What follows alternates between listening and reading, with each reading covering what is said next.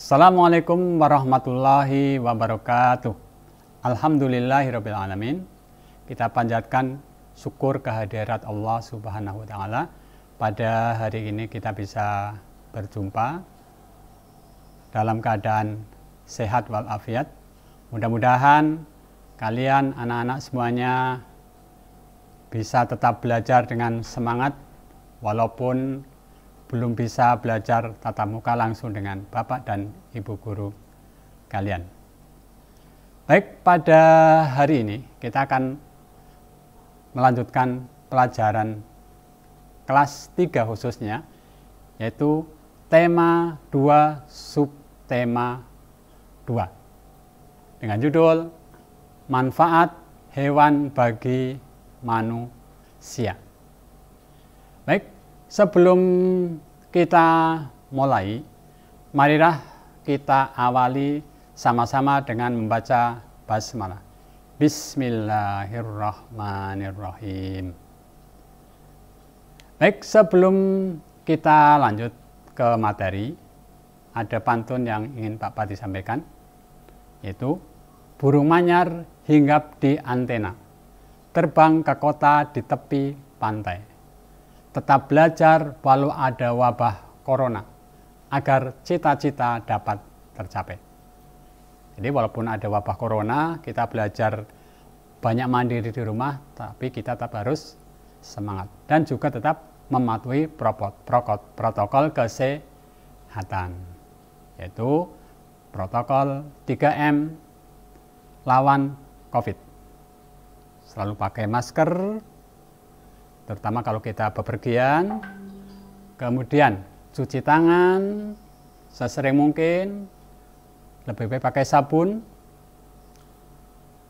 agar kuman-kumannya mati, dan juga jaga jarak dengan orang yang ada di sekitar kita.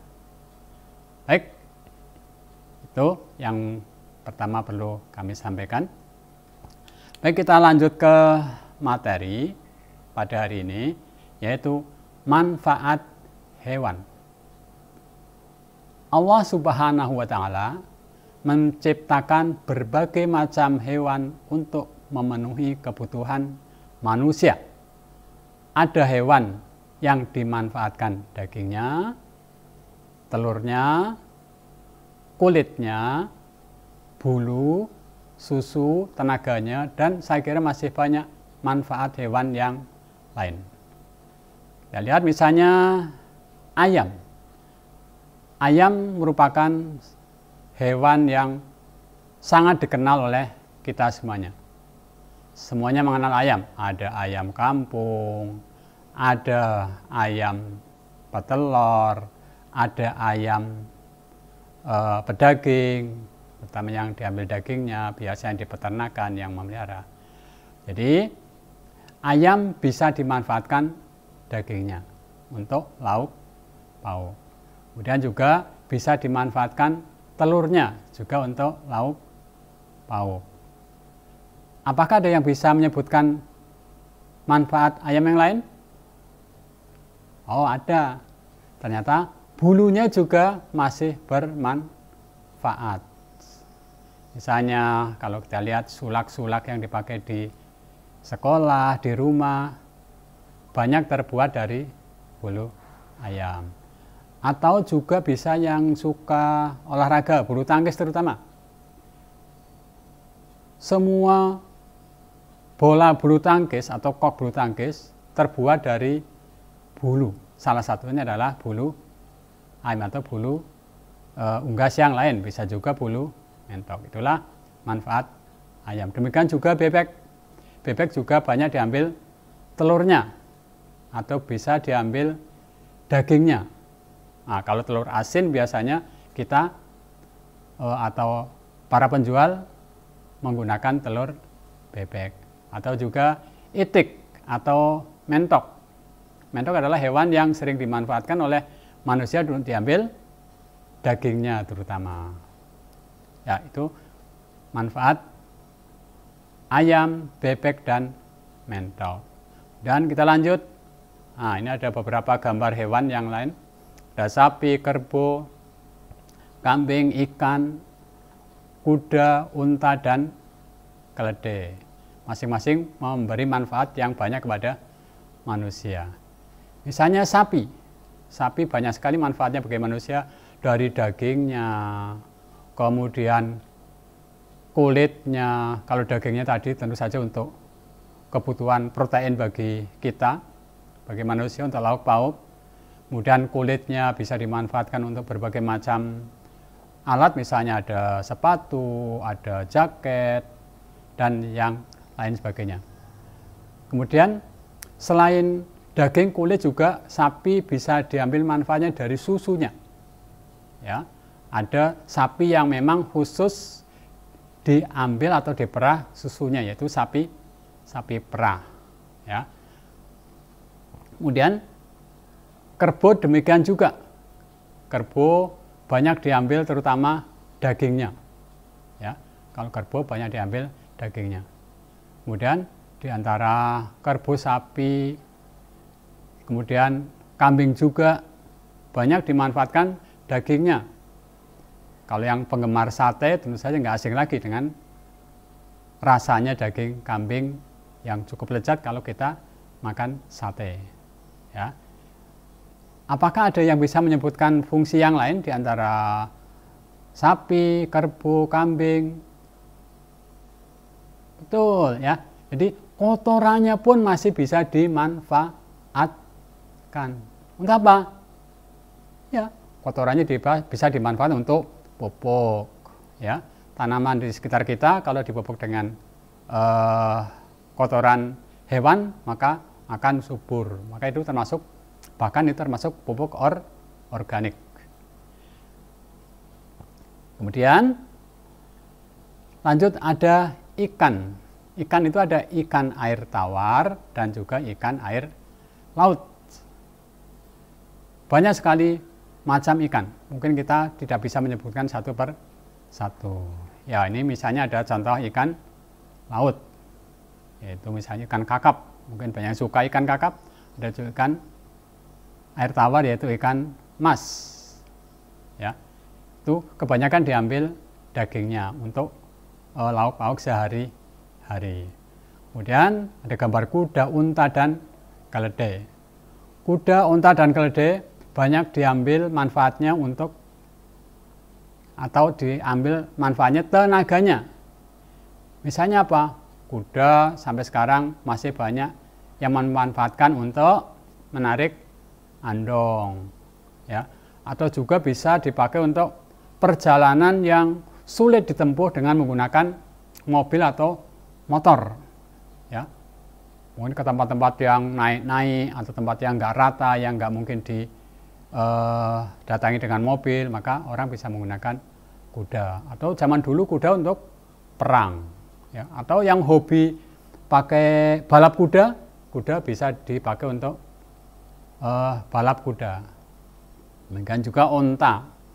Onta banyak dimanfaatkan oleh orang di padang pasir yang suhunya cukup panas, karena onta adalah hewan yang tahan terhadap panas. Ada juga keledai. Keledai adalah hewan bentuknya seperti kuda, tapi bentuknya lebih kecil dari kuda. Mungkin tengah-tengah antara kambing dan kuda besarnya. Jadi lebih kecil dari kuda. Itu biasanya juga dipakai untuk diambil tenaganya, untuk mengangkut barang-barang.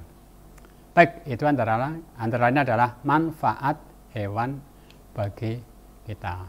Baik, kita lanjutkan tentang selanjutnya, ayo berhitung. Ayo berhitung yang akan kita pelajari pada hari ini adalah tentang sifat pertukaran pada perkalian. Ya, kalian sudah mempelajari pada subtema sebelumnya tentang sifat perkalian pada penjumlahan. Jadi ada sifat perkalian pada penjumlahan, demikian juga pada perkalian. Kita ambil contoh, misalnya ada 12 ayam dikelompokkan menjadi 4 kelompok. Setiap kelompok berisi 3 ayam. Atau 12 ayam dikelompokkan menjadi 4 kandang. Satu kandang berisi 3 ekor ayam. Maka kita baca 3 tambah 3 tambah 3 tambah 3. Jadi 4 kali 3. Jadi 4 kandang atau 4 kelompok kali 3 ayam atau 3 ekor ayam masing-masing kandang. Jadi itulah penulisan lambang bilangan yang benar. Jadi tulis dulu, hitung dulu jumlah kelompoknya atau hitung dulu jumlah kandangnya. Baru yang bilangan berikutnya berapa jumlah masing-masing ayam dalam setiap kandang. Maka jumlah kandang ada 4, jumlah ayam pada setiap kandang ada 3, maka perkaliannya menjadi 4 kali 3 sama dengan 12. Sekarang masih ayamnya juga 12. Jika ayam tersebut ada 3 kelompok atau dikelompokkan menjadi 3, maka setiap kelompok berisi 4 ekor ayam. Jadi sama tadi ayamnya 12, tapi dikelompokkan menjadi 3 kelompok atau menjadi 3 kandang. Maka setiap kandang berisi 4. Ya, jadi kandang pertama 4, kandang kedua 4, kandang ketiga juga 4. Maka 4 tambah 4 tambah 4 jadi 12 atau 3 kali 4 sama dengan 12. Jadi 3 kelompok atau 3 kandang, setiap kandang berisi 4, maka 3 kali 4 sama dengan 12. Di hasilnya sama, 3 kali 4, 4 kali 3 juga 12, 3 kali 4 juga 12. Maka dari uraian di atas dapat kita ketahui bahwa 4 kali 3 sama dengan 3 kali 4. Ya. Maka sifat tersebut disebut dengan sifat pertukaran pada perkalian. Baik, supaya lebih jelas kita ambil contoh satu lagi, masih tetap dengan jumlah ayam 12. Yang pertama, yang A, ada ayam 12 dikelompokkan menjadi 2 kelompok atau 2 kandang. Masing-masing kandang berisi 6 ekor ayam. Jadi penulisan lambang bilangan menjadi 2 kali 6 sama dengan 12. Kemudian yang B, yang bawahnya masih 12 ayam, tapi dikelompokkan menjadi 6 kandang. Ya, 6 kandang, masing-masing kandang berisi 2 ekor ayam. Maka jumlah kandangnya 6, berarti 6. Jumlah masing-masing kandang ada 2 ekor, maka 2. Jadi 6 kali 2 sama dengan 12. Makanya jadi sama seperti di atas tadi. 2 kali 6 sama dengan 6 kali 2. Hasilnya sama-sama 12. Sekarang kita lanjutkan contoh soal cerita. Di sebuah peternakan terdapat 6 kandang domba. Jika di setiap kandang terdapat 10 ekor domba, berapa jumlah domba dalam kandang? Ya, jadi jumlah domba dalam kandang, maka jumlah kandangnya ada 6 kandang, setiap kandang ada 10 ekor. Sama saja seperti tadi ayam, ya. Maka lambang penulisan lambang bilangannya menjadi 6 kali 10. Jadi 60. Kemudian yang B, bawahnya setiap kandang sesak dengan domba karena luas kandang tidak besar. Maka pemilik kandang berniat membuat kandang domba lagi, sehingga jumlah kandang domba ada 10. Berapa sih domba tiap-tiap kandang? Maka bisa ditulis jumlah kandangnya ada 10, maka bisa ditulis lambang bilangannya jadi 10 kali 6 sama dengan 60. Jadi sama, 6 kali 10 hasilnya 60, 10 kali 6 juga hasilnya 60. Maka jadi 6 kali 10 sama dengan 10 kali 6.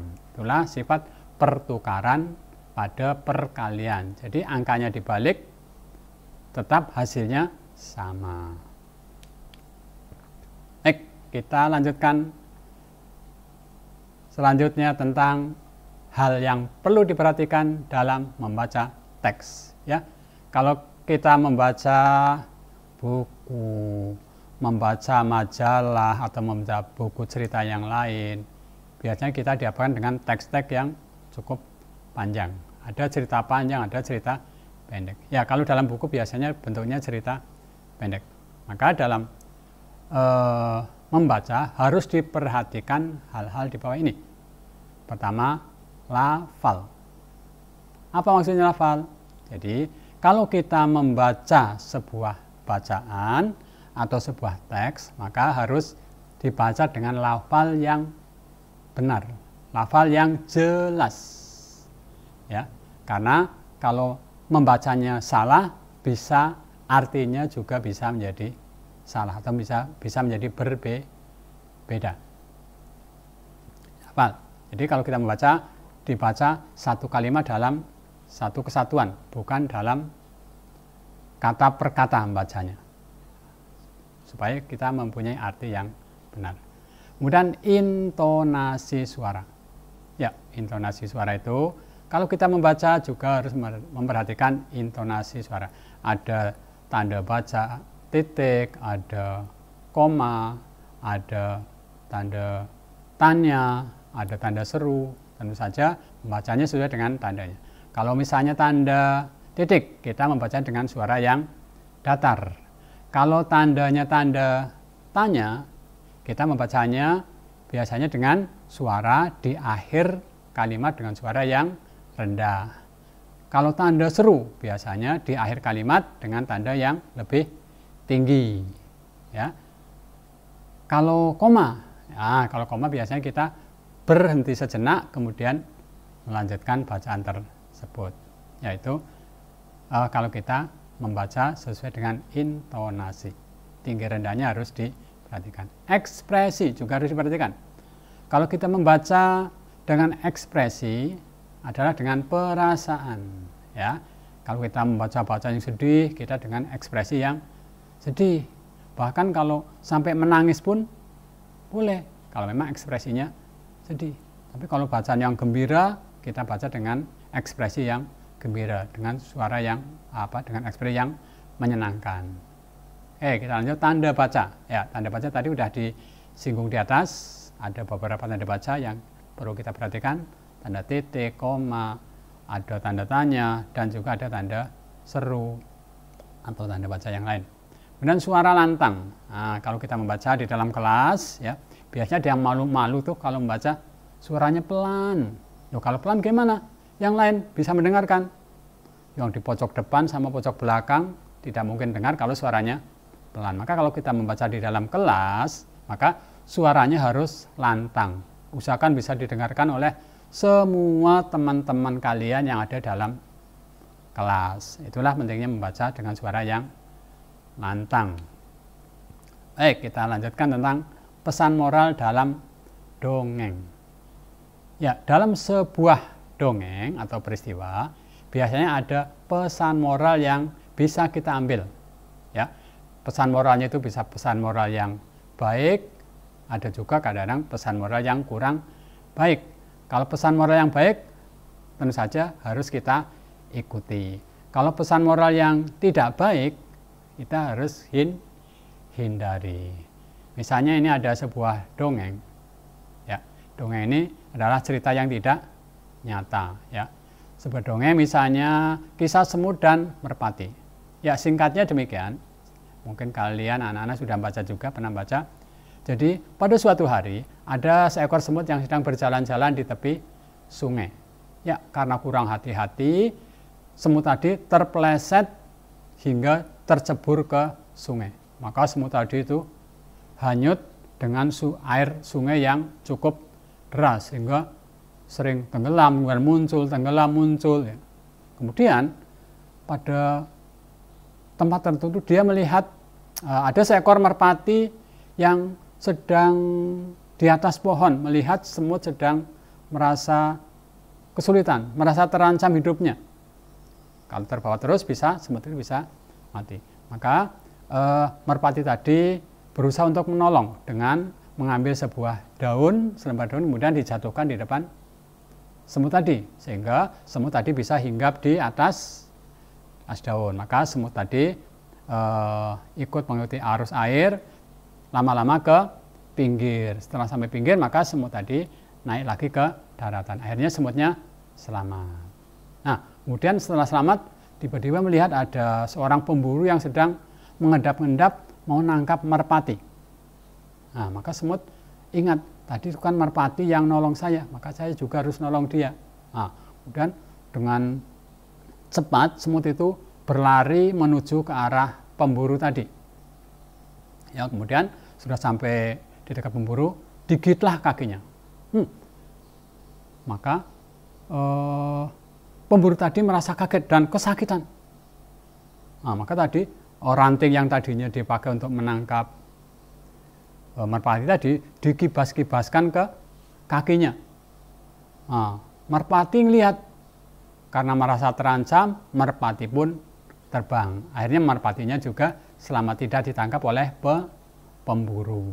Nah, jadi tadi merpati menolong semut. Sekarang semut menolong merpati. Jadi hidup harus saling tolong menolong. Maka pesan moral pada dongeng tersebut, pada kisah semut dan merpati adalah barang siapa berbuat baik akan mendapat balasan yang baik juga. Makanya itu harus kita contoh. Maka kita sesama orang, kita usahakan harus berbuat baik. Insya Allah kita juga akan mendapat balasan yang baik juga dari orang lain. Baik, sekarang kita satu lagi pesan moral, ya, supaya bisa membedakan mana yang harus dihindari dan mana yang harus kita ikuti. Sekarang ada contoh dongeng anak gembala dan serigala. Ya, singkat ceritanya, ada seorang anak penggembala yang diperintah oleh tuanya untuk menggembala kambing di pinggiran sebuah perkampungan. Oke, maka mulailah penggembala itu bekerja. Pada suatu saat, tuan yang punya kambing tadi pesan kepada penggembala tadi, nak, nanti karena di sini sering terjadi ada serigala, kalau ada serigala maka teriaklah minta bantuan kepada orang kampung di sekitar sini. Maka orang kampung itu akan dengan senang hati akan membantu kalian. Betul. Kemudian setelah mendengar pesan tadi, dia pengen iseng-iseng juga. Kok berpikir, bagaimana kalau saya teriak serigala, kemudian orang kampung datang ke sini. Maka dia teriak, seolah-olah ada serigala. Tolong, tolong, ada serigala datang, mau menyerbu kambing kami. Wah, maka orang-orang kampung tadi mendengar suara penggembala tadi, berdatanganlah ke tempat penggembala tadi. Setelah banyak orang datang, ternyata orang kampung, mana serigalanya, mana serigalanya? Maka dengan santainya penggembala tadi menjawab, ternyata kamu bisa dibohongi juga. Nah, tentu saja orang kampung tadi kecewa. Ya, maka orang kampung pulang lagi ke rumah masing-masing. Kemudian 3 hari berikutnya, penggembala tadi juga pengen iseng teriak-teriak lagi. Tolong, tolong, ada serigala datang, mau nyerbu kambing-kambing kami. Tolong, tolong, ada serigala betulan. Kembali orang kampung pun datang lagi ke tempat orang minta tolong tadi, itu penggembala yang sedang menggembalakan kambingnya. Ternyata masih sama. Mana apa serigalanya? Mana serigalanya? Orang kampung tadi tanya. Ternyata serigalanya juga nggak ada. Ternyata dia juga berbohong lagi. Nah, maka orang kampung tadi semakin kecewa. Kemudian karena kecewa, dia pulang lagi ke rumah masing-masing orang kampung tadi. Kemudian seminggu kemudian, pada waktu sore menjelang petang, penggembala itu teriak-teriak lagi. Tolong, tolong, ada serigala betulan menyerang kambing-kambing kami. Tolong, tolong. Maka tolong-tolong tadi yang sudah didengar oleh orang kampung, maka orang kampung tadi sambil berbisik dengan yang lain, paling dia berbohong lagi. Kita nggak usah ke sana aja. Ya. Padahal pada saat itu serigala datang betulan. Sehingga apa? Sehingga banyak serigala yang dimakan oleh, banyak kambing yang dimakan oleh serigala. Makanya walaupun ada serigala betulan, orang kampung tidak mau datang. Maka pesan moral apa pada orang tersebut? Anak gembala dan serigala, pembohong tidak akan pernah dipercaya lagi walaupun mereka berkata benar. Tadi kan sudah benar, ada serigala datang betulan, tapi orang kampung tidak percaya karena dia sebelumnya sudah berbohong. Makanya kita harus ingat, ya, harus meniru perbuatan-perbuatan yang baik, contoh yang baik, kita menghindari contoh perbuatan yang tidak baik. Jadi yang pertama tadi contoh perbuatan yang baik, semut dan merpati saling menolong. Kemudian yang kedua anak gembala tadi karena berbohong tidak perlu kita contoh. Baik, kita mengenal paragraf. Baik, paragraf merupakan kesatuan pokok pikiran yang terdiri dari beberapa kalimat. Ya, mungkin tentang artinya nggak usah kita berdalam. Sekarang kita lihat contohnya aja. Di situ ada kisah semut dan merpati. Ya, ada teks tentang kisah semut dan merpati. Itu ada tulisan atau huruf, angka warna biru 1, 2, 3 sampai 5. Itu menunjukkan nomor 1 adalah paragraf yang ke-1 dalam bacaan tersebut. Nomor 2 berarti merupakan paragraf kedua. Nomor 3 paragraf ketiga, nomor 4 paragraf keempat, dan nomor 5 paragraf ke-5. Jadi dalam bacaan tadi ada 5 paragraf. Ya.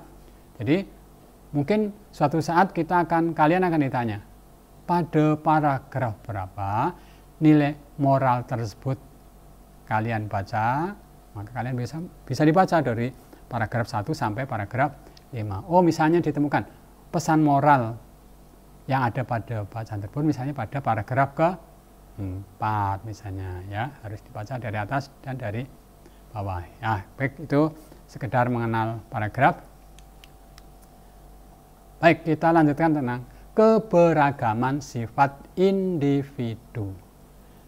Jadi, kita hidup di lingkungan keluarga, sekolah, masyarakat dengan keberagaman. Di keluarga ada ayah, ada ibu, mungkin ada kakak, mungkin ada adik, bahkan mungkin ada tante atau om yang tinggal di rumah kita, mungkin bahkan ada kakek atau nenek yang tinggal satu rumah dengan kita. Itu sudah di lingkungan keluarga.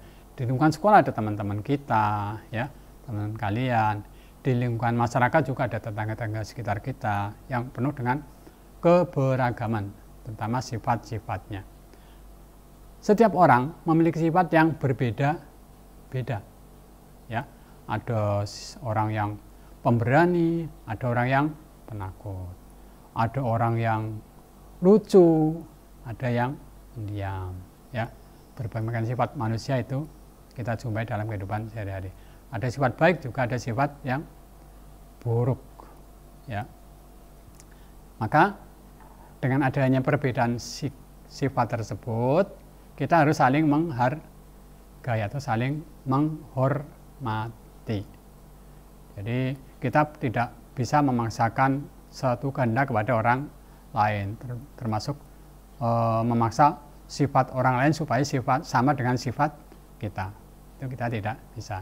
Nah, kita harus mengembangkan sifat yang baik dan menghindari sifat yang tidak baik. Kalau kita melihat ada contoh orang yang punya sifat yang baik, kita ikuti. Kalau ada orang yang punya sifat jelek, sebaiknya kita hindari. Itulah sifat baik dan sifat yang tercela. Maka kita contoh aja, ada beberapa sifat, contoh sifat terpuji dan sifat tercela. Sifat terpuji misalnya suka menolong, ya, suka menolong, dermawan. Dermawan itu apa? Orang yang suka membantu orang lain, misalnya dalam bentuk dana atau dalam bentuk macam-macam, ya, terutama dalam bentuk dana, itu dermawan. Jujur, ramah, penyayang, patuh pada orang tua. Itu adalah contoh sifat yang terpuji. Sebaliknya sifat tercela, pembohong, curang, egois, pemarah, tidak peduli, kikir adalah contoh sifat-sifat yang tercela yang harus kita hindari. Baik. Maka kita harus bersifat baik kepada manusia, hewan, dan tumbuhan. Jadi kepada manusia kita harus bersifat baik, juga kepada hewan dan juga tumbuhan. Bagaimana kita bersifat baik kepada manusia? Misalnya dengan orang yang terdekat dengan kita, misalnya dengan orang tua kita. Kita harus menghormati orang tua kita, harus patuh kepada orang tua kita.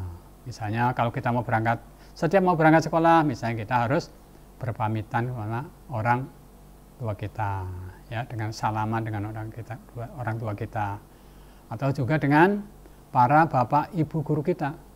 Kita juga harus menghargai dan patuh kepada bapak dan ibu guru kita. Misalnya pulang sekolah, berangkat sekolah, kita mengucapkan salaman dengan bapak dan ibu guru kita yang kita jumpai. Kemudian juga berbuat baik kepada, misalnya di jalan kita menemui orang yang tua, misalnya pengemis tua yang memang patut kita bantu, alangkah baiknya sebagian mungkin uang saku kita sisihkan untuk orang yang membutuhkan, ya. Kemudian dengan teman, gimana dengan teman di sekolah, ya, kita tadi salah satunya adalah penolong.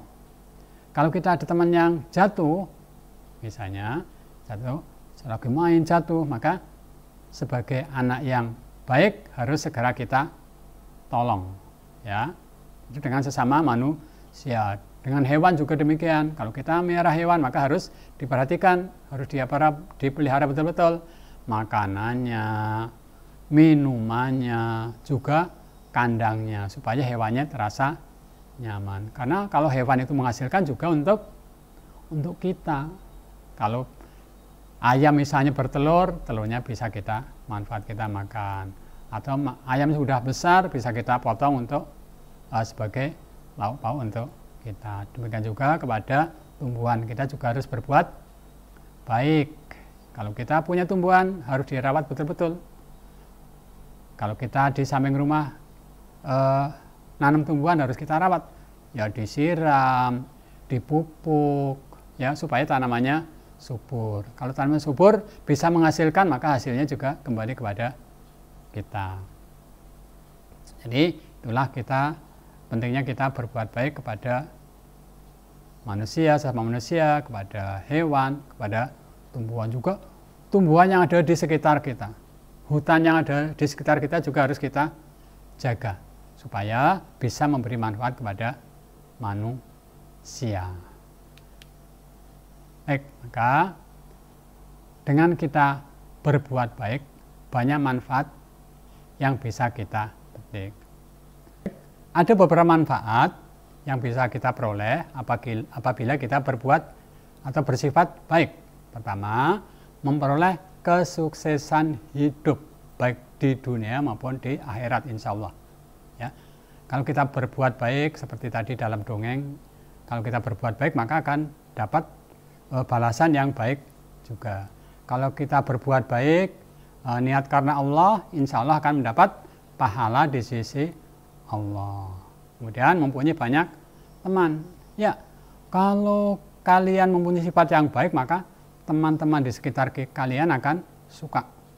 Ya, kalian akan banyak teman. Tapi kalau kalian punya sifat yang jelek, ya, suka marah, ya, suka berantem, maka akan dihindari oleh teman-teman yang ada di sekitar kalian.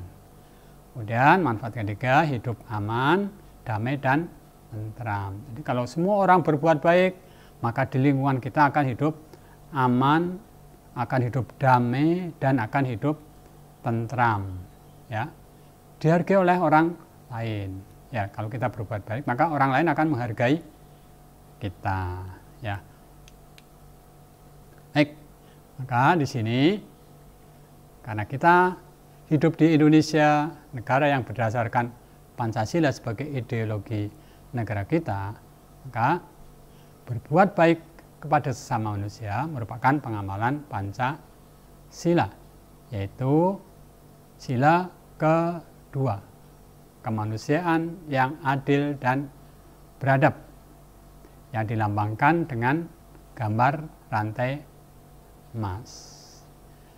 Baik anak-anak sekalian, mungkin untuk pembelajaran pada hari ini Pak Padi cukupkan sekian. Mudah-mudahan bisa bertemu di lain kesempatan. Terima kasih. Assalamualaikum warahmatullahi wabarakatuh.